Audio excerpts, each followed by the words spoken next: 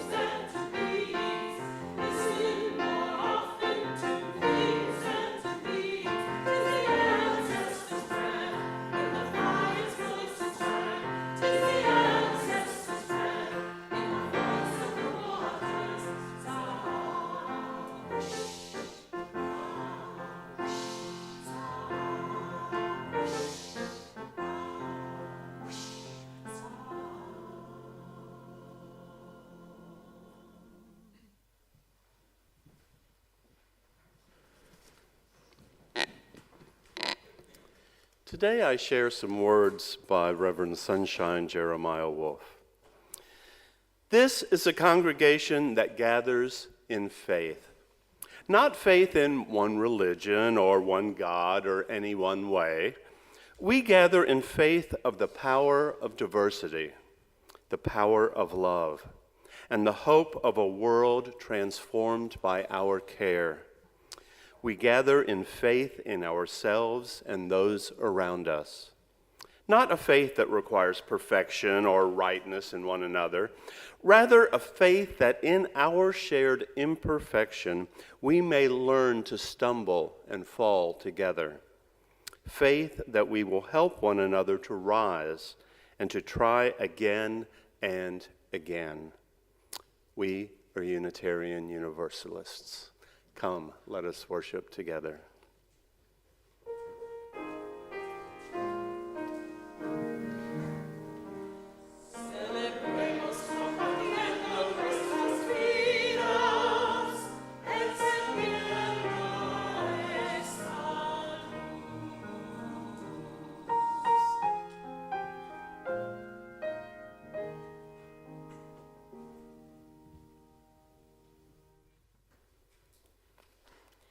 Please join with me in reading the words of our congregational covenant, which are printed in your order of service.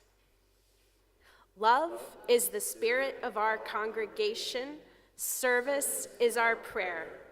To dwell together in peace, to seek truth in love, and to encourage one another. Thus do we covenant.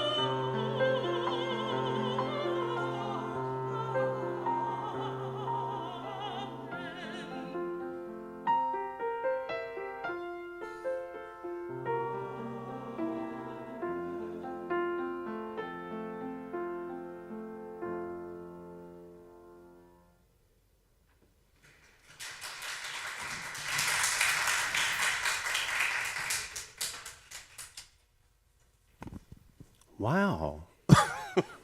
That was just gorgeous. Thank you all so much. Wow. Well, this is the time when the younger folks here in the sanctuary get to go out with Carol and do some cool activities. Do you have a cool activity today? We're going to be doing 5 different types of prayer with fingers, like gratitude and wishes for others. Very nice. All right. Well, we want the young folks who are about to head out with Carol to know what an important part of this church you are and how much you are loved. So while you head out, the adults are going to look in their order of service and find the lyrics to As You Go and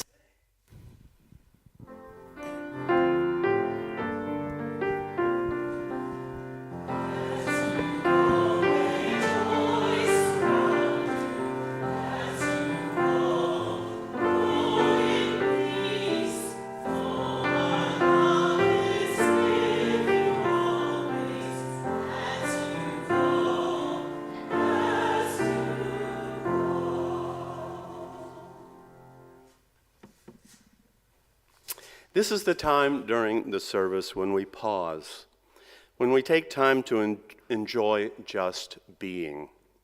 It is the time when we stop rushing and try to shut out distractions. It is the time during the week when we are able to be comfortable with the silence. And so we have intentionally carved out this time to calmly enter into a time of quietness. This is a time that some call meditation, and others name prayer. Let your body settle into a comfortable place.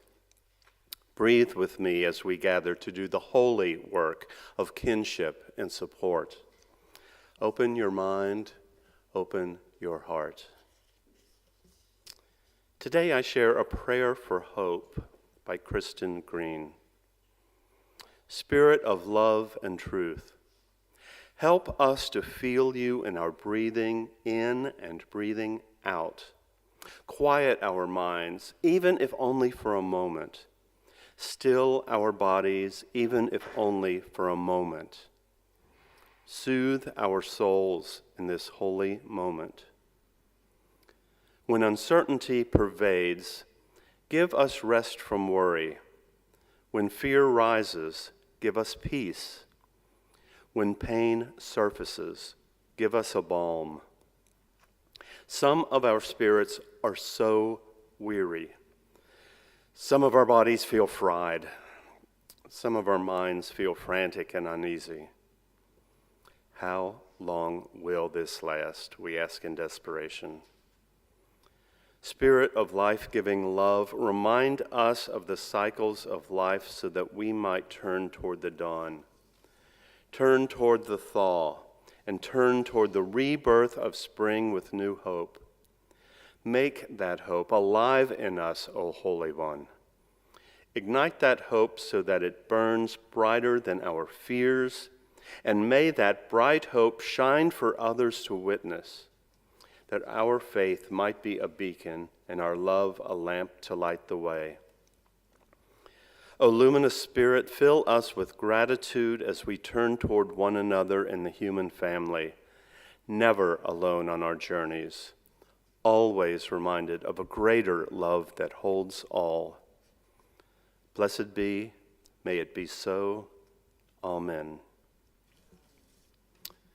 We pause together to lift up that which sits heavy and light on our hearts. Prayers are with Pam Perry, who sought testing for a medical concern this week, and Doug Carlisle, who is in the hospital. I had this in my notes as well, but I will read it from the book. Per Andrea Terrell, please keep her mother, Sarah, in your thoughts. She has been in the hospital and not doing well. We now turn to a practice inspired by African, indigenous, and pagan traditions. We say aloud or bring to mind those who we wish to be held by the loving embrace of this religious community. They are part of the great cloud of witness and memory, and we will, even if we do not know their names, hold them in our hearts.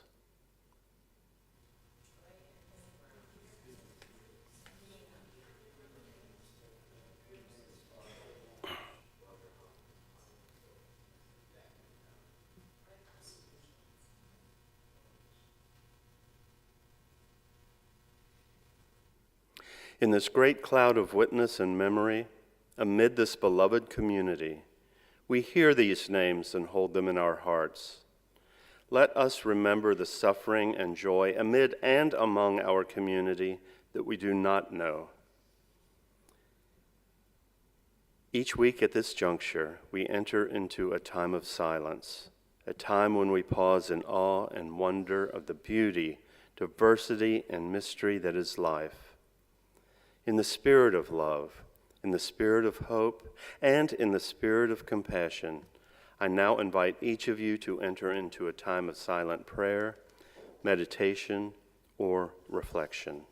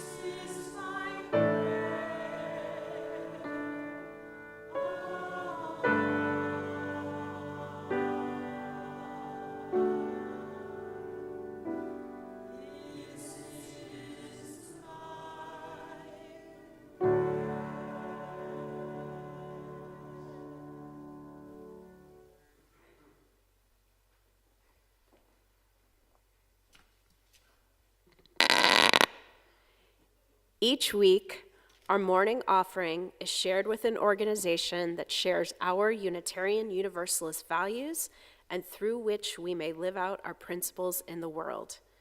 Today, our shared offering will help to support the Center for the Healing of Racism, a Houston-based organization founded in 1989. With the avowed purpose of healing racism, the center established goals that would guide this achievement. These goals include creating a safe environment in which to explore the issues of racism and its social, emotional, and spiritual repercussions, and to make available educational opportunities for people of all ages to obtain accurate information about the history and rich heritage of people of color.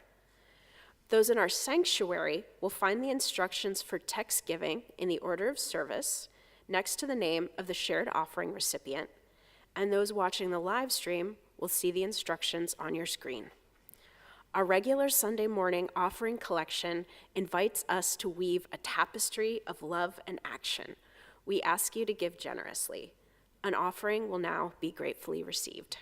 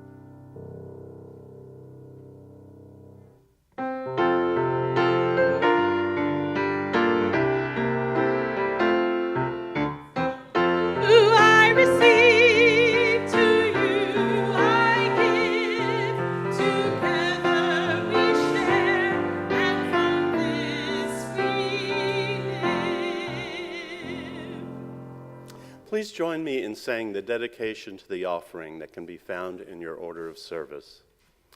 To the work of this church, which is weaving a tapestry of love and action, we dedicate our lives and these our offerings.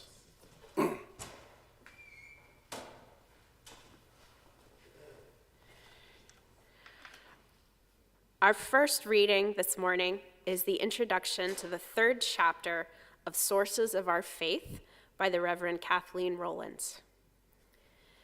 There are many paths to truth. Some have been forged through centuries of spiritual practices, sacred texts, communal traditions, and ways of connecting with the holy. The great religions of the world have discovered ineffable understandings of reality and the human experience. Unitarian Universalists recognize the wisdom found in cultural traditions throughout history and around the globe. Some UUs go to their congregation to sit in Buddhist meditation, others to study the Bible, or to attend a pagan ritual.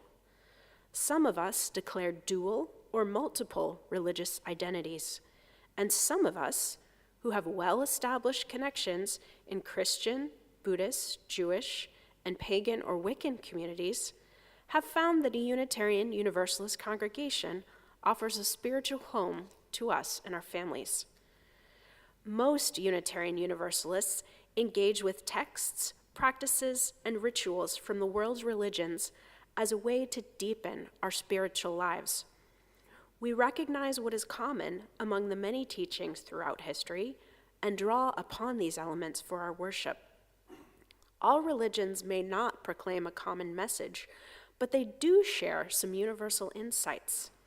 These are often found in ethical teachings and exhortations towards justice. We learn how to treat one another as we understand our many faiths. We also find inspiration from the contemplative and devotional practices that have been developed around the world. These time-tested methods of approaching the divine have much to teach us. They can complement and deepen our Unitarian Universalism, not threaten it. Among the readings gathered in this book, some reflect what the world's religions have in common. Others highlight the special insights that each faith offers uniquely. Like the readings, Unitarian Universalists honor both the general truths of the human experience and the particular gifts of each culture's revelations. We all have more in common than otherwise. Here ends the first reading.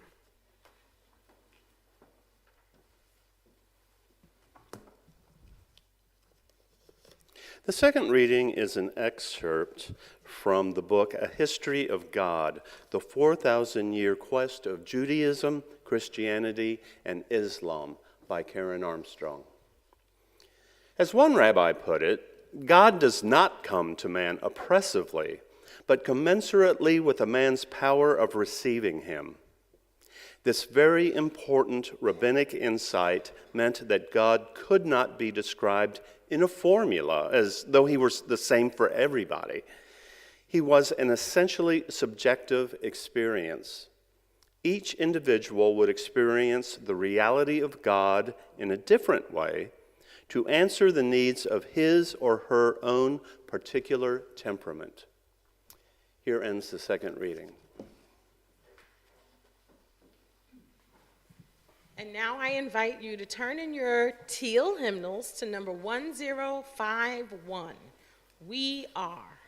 1051. We are. Please rise in body or in spirit and join together as we sing.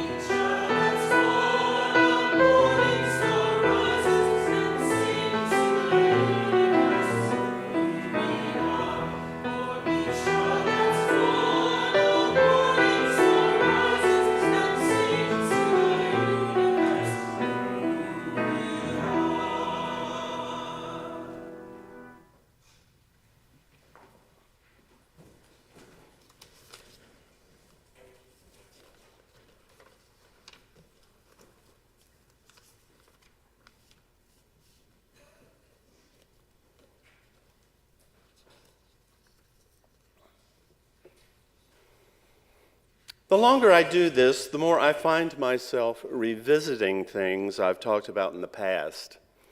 I will sometimes go back and look at old sermons to see what I said, then reflect on how or if my thoughts about those things have changed or evolved. Sometimes they have, which pleases me.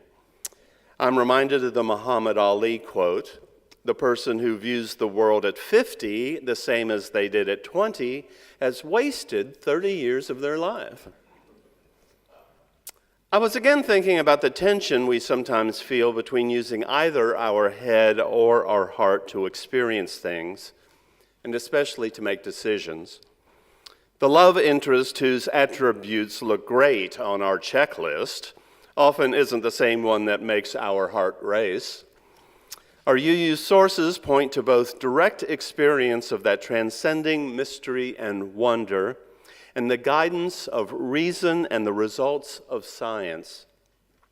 UUs have historically seen the value of each, and it's not unusual for us to wonder which to use at a given time.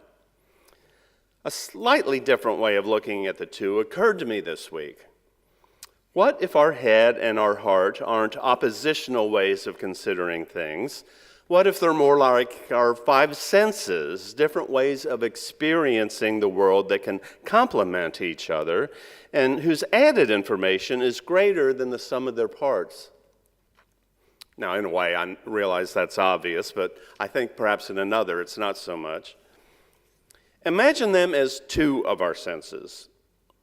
Yes, my sight is best for appreciating architecture, and my smell is best for discovering a gas leak. We could easily make the cases that it's silly to smell architecture or visually look for a gas leak. But what about a rose? We could argue that looking at it is better than smelling it, or vice versa. But when we add those two together, we can really appreciate more of what is really a rose. What made me think about this has to do with my experiences over the past 2 months. For several years, I have heard and understood with my head when people told me that no matter at what age it happens, when your parents die, you feel like an orphan. But of course, I didn't understand until very recently what that meant with my heart. I had been looking at and talking about what the rose looked like, maybe even described what I thought others may smell. But not until last month did I find myself inhaling deeply of the aroma. As most of you know, each of my parents passed away in December. The outpouring of love and support my family and I felt when Conrad and I were in Kentucky mourning their passing was palpable. I had countless people reach out electronically and with handwritten notes, by text and by phone, expressing their sympathy and love. As churches do, you made sure we didn't starve, with this church providing food before the services and my parents' church doing a dinner afterwards. In fact, there were at least 4 different congregations lending support to our emotionally spent family. The Methodist church my parents attended is the same one our family began going to right before I began 6th grade. There may still be some photos in existence of me in a husky-sized junior choir robe with a really unfortunate bowl haircut. The tomb that I painted on particle board for an Easter pageant in college was stored in a closet and trotted out every Easter for decades.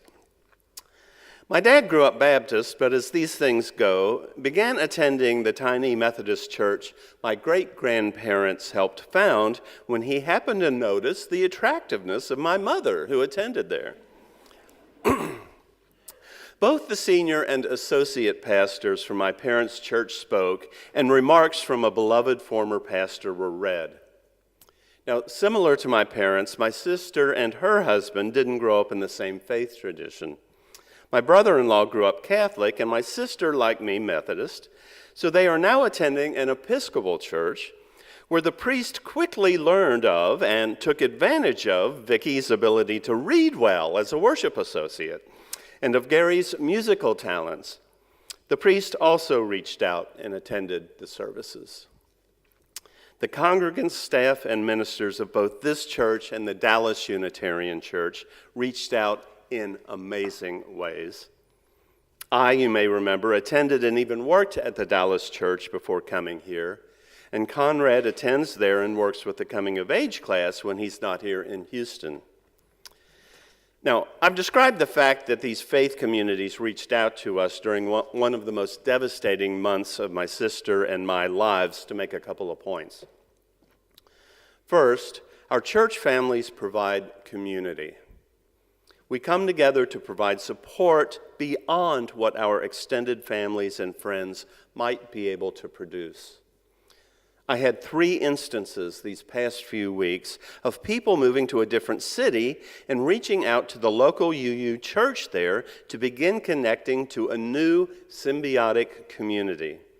And of course, I very much hope you feel that community here. Second, I want to say how in all these cases, those involved have gravitated toward or stayed with the faith community that works for them in their current context. There are many instances of couples marrying, and sometimes concurrent with the advent of children, deciding to begin attending a UU church. While perhaps not as distinct as the difference between an atheist, a person raised in the Jewish tradition, or a Christian, as is sometimes the case with new UU families, my sister and her husband found a middle way that allowed them to find community. When I help Margarita lead Membership 101 sessions, I invariably talk about how a big factor that drew me to this church was Unitarian Universalism's ability and encouragement to find wisdom in multiple faith traditions. And because religion is a way to delve into asking some of the big questions, like where did we come from, why are we here, and what happens after we die, it pretty quickly dovetails with questions about God or some sort of divine creator. It never made sense to me that God could relate to all iterations of her creation to such a limited degree that all people, in all times and all places, had to conform to that one way of relating, or even demand that they relate at all. UUs have welcomed atheist, agnostic, and humanist congregants to our community for years. As the author of our second reading, Karen Armstrong, made an interesting supposition. The only way to show a true respect for God is to act morally while ignoring God's existence. I have maintained for a couple of decades that I don't know what happens once we die. Having never been dead, I can neither confirm nor deny rumors of what happens. Now, while it was all well and good to have that sort of detached joviality about the subject when simply thinking about it with my head, I realized it's a different matter when considering it with my heart. My father was devastated when my mother died. His only consolation was that he would soon be with her. At his service, person after person, while expressing regret, noted that he was with her again. I said as much on a social media announcement. It was no longer a theological position in my head. It was a heartfelt belief of people I loved, and it would have been cruel to not agree. I again quote Karen Armstrong, "Each generation has to create the image of God that works for it." For those for whom religion is meaningful in their lives, it proves a comfort during a difficult time of saying goodbye to loved ones and provides a community of support. In my case, it had also provided a moral guidance exemplified by the lives lived of those mourned. And the rituals that are tied into traditions make the events less jarring. The distinct differences between how a Methodist and UU memorial services are performed and the ideas expressed there led me to think a lot about how religions serve specific groups of people in certain times, and how some, like me, gravitate from one to the other. I did not use the word evolve because I didn't want to give the impression one is better than the other, which I realized at those services. Different things work for different people. I was struck by how inadequate the words I speak in this sanctuary would have been in that time and place for those people. But neither would the words spoken there bring comfort to those whose lives we remember in this community. I was given more fodder for thought before coming back to Houston from Kentucky. I fulfilled a promise I made several months ago to preach at Lake Chapala UU Fellowship in Jalisco, Mexico. The fellowship is a modestly sized congregation made up almost exclusively of expatriates from the U.S. and Canada, who live there anywhere from 6 to 12 months of the year. These are folks who created community with like-minded people in their town. Conrad and I arrived in Mexico a few days early to enjoy the weather, the people, food, and scenery. And while I would like to tell you that we traveled to the town of Tequila to tour the beautiful Catholic church, and we just happened upon a distillery, the opposite is closer to the truth. As you might imagine, each town we visited had at least one very old Catholic church or cathedral. Catholicism was, of course, imported from Europe, but generations of Mexicans have integrated its teachings and rituals into the fabric of their culture. I entered the church in Tequila to admire the architecture and artwork. While there were others like me there to admire the building, there were multiple people taking advantage of the contemplative space by sitting and praying. I have to give the Catholics credit, or at least the architects they hire. They are able to create spaces that are beautiful and feel sacred. A few miles away, across that same agave landscape, we visited a pre-Columbian architectural site. I have visited several similar sites in Mexico, and each was also beautiful and felt sacred. Los Guachimontones is the largest of several dozen Techitlan culture sites within the Tequila valleys. These Guachimontones are bullseye-shaped, stepped mounds used for ceremonial rituals. Now, technically, a pyramid needs to be a quadrilateral, but these mounds are popularly called round pyramids. Now, a guide took us around. He explained that the peoples who had built the site participated in the shaft tomb tradition. Some more influential citizens were interred underground. A shaft was dug, then a room of sorts was carved to lie the deceased and surround them with vessels, figurines, and other mortuary goods. The guide explained that the deeper the shaft, the closer the deceased was to the paradise for mortals below. Now, the paradise for the gods was above, hence the building of mounds with poles on top. Now, it's believed that as part of the ritual, men would balance themselves atop a pole on the mound and swing around on ropes, mimicking flying.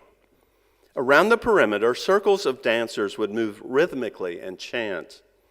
At certain times of the year, reenactors will perform these rituals for tourists. Nearby were the inevitable ball courts, where a form of soccer, where the ball is bounced off the player's hips, was played. I had seen similar courts near the more famous quadrilateral pyramids of Chichen Itza. In the past, when I have given sermons about rituals, I would often begin by talking about rituals that aren't necessarily religious in nature. I couldn't help but mention that in this country, especially in Texas, Friday night football games are as much a ritual as our Sunday morning services. So I suppose it shouldn't have surprised me to find those ball courts near the sacred ceremonial sites in ancient civilizations. But in the most important of these games, the stakes were deadly serious. The leader, what we might call the team captain, of the losing team would be put to death. It was believed that because he spilled his blood on behalf of his friends, he wouldn't go to the mortal's paradise below, but to the paradise of the gods above. That sounded oddly familiar to me for some reason.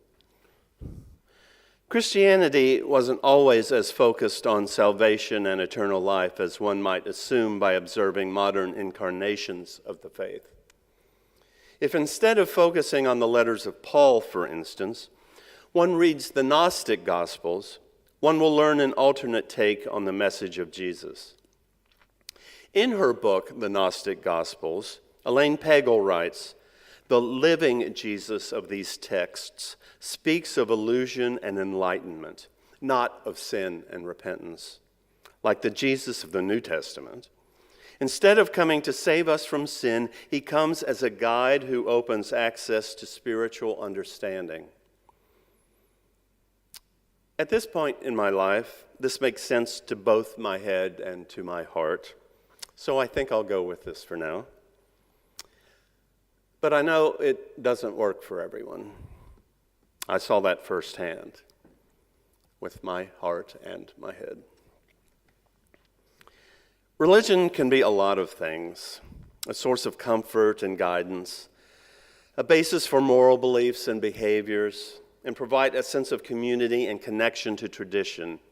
But because of that, when it works well for people, they sometimes get excited and think it will work just as well in just the same way for others, perhaps everyone else.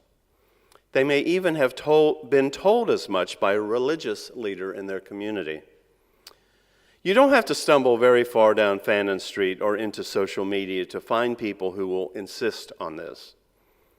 But even if we don't appreciate their insistence, and even if they don't respect our beliefs, doesn't mean we should disrespect theirs.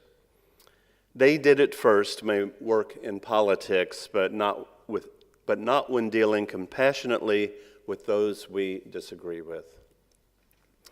If we really think there is wisdom in many faith traditions, consider that it may not just be universal wisdom that we agree with that we find there. It may be wisdom for a certain people at a certain time. Wisdom in a small country church, a soaring cathedral, or a round pyramid. Wisdom that we may not understand at all. And it may work really well for those people. Amen.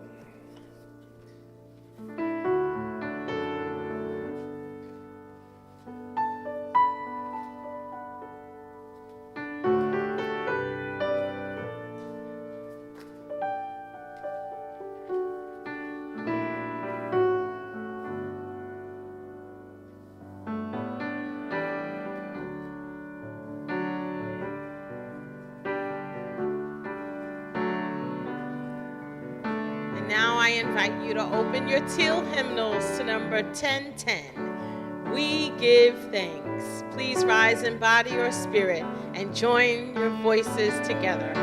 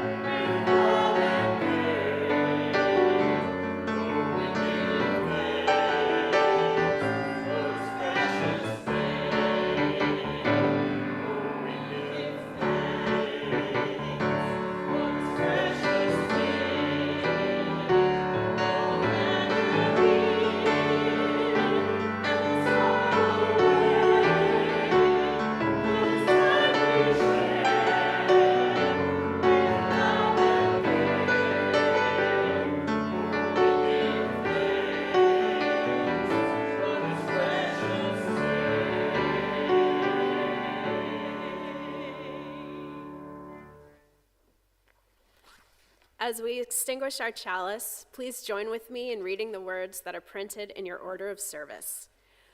We extinguish this flame, but not the light of truth, the warmth of community, or the fire of commitment. These we carry in our hearts until we are together again.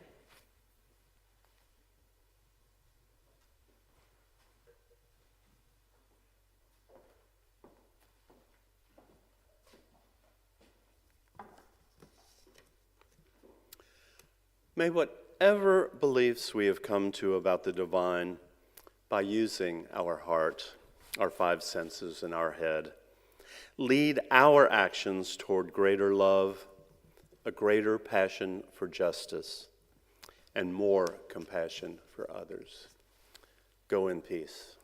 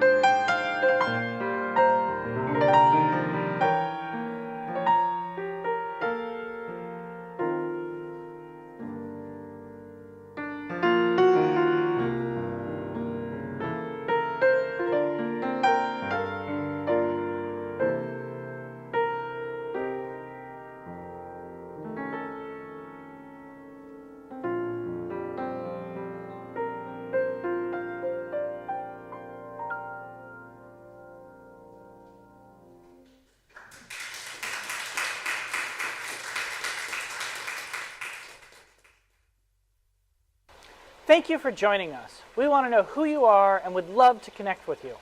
Please fill out the link to the online attendance form, and if you are on YouTube, click like and subscribe. If you're interested in joining our congregation, email us at membership@firstuuhouston.org. Thanks so much.